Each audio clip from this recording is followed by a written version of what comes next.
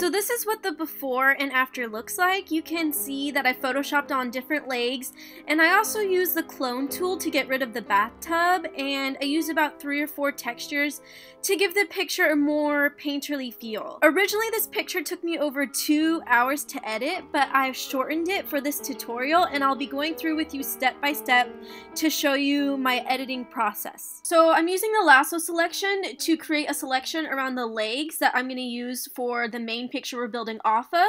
And now I'm just expanding the canvas by going to image and then canvas size. So that's how I created the extra little white space so I have room to put my legs. And now I just created a layer mask, and I'm erasing away at the leg selection where I don't want it to appear, so it can kind of blend in with the rest of my body and look a lot more natural. For the most part, I'm using a really large brush at 0% because I want a really soft brush so that the selection blends in with the background as best as it possibly can.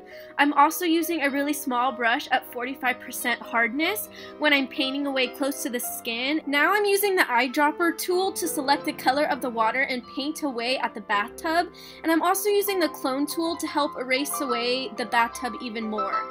I'm also making sure to not clone away the little reflections of light on the water because I really like that detail and want to keep it in the picture.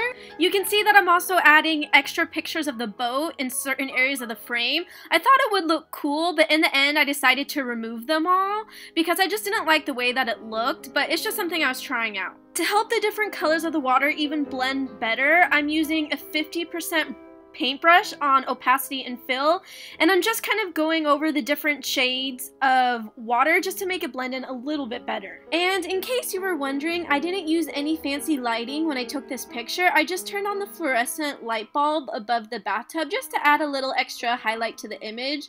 So it's a little kind of ghetto-ish lighting, but it worked pretty well. Now I'm going to filter, and I'm using the liquify tool, and I'm just going to use a really large brush, and I'm just going to suck in my body a little bit just to give myself kind of a quaint, little more smaller appearance, so I look a little bit smaller in the water.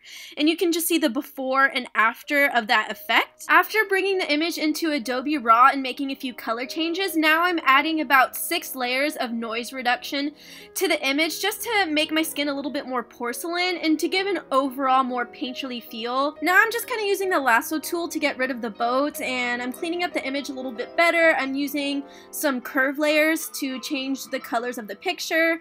Now I'm adding a vignette, and I'm smoothing and feathering the vignette and just making the corners of the picture a little bit darker and adding a little bit more contrast of the light and kind of changing the colors. I'm adding a second smaller vignette just to add a more dynamic, more depth of lighting to the picture. And now I'm just adding a little bit of a highlight of light to my face just to brighten up my face and the boat and my dress a little bit more. Now it's time to add a few layers of texture. So I changed the texture to black and white before bringing it to the image, and I changed the blending mode to soft light, which is usually the blending mode I always use for textures. I'm adding on yet another few layers of curve layers, which I'm constantly doing throughout my editing process. I really love curves because it just allows you to have complete control of the RGB channels of the image, and if done right, curves can really give a very artistic and cool look to your image. Now I'm just making a few minor adjustments. I have my paintbrush at 50% opacity and fill,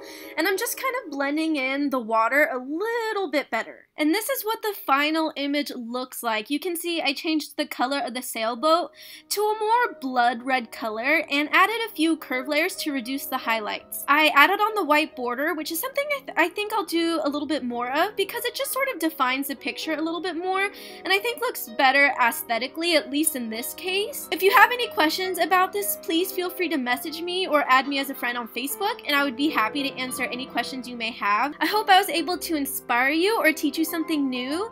Don't forget to subscribe to my channel because I'll have a lot more fun and awesome tutorials coming your way, and I'll see you guys next time.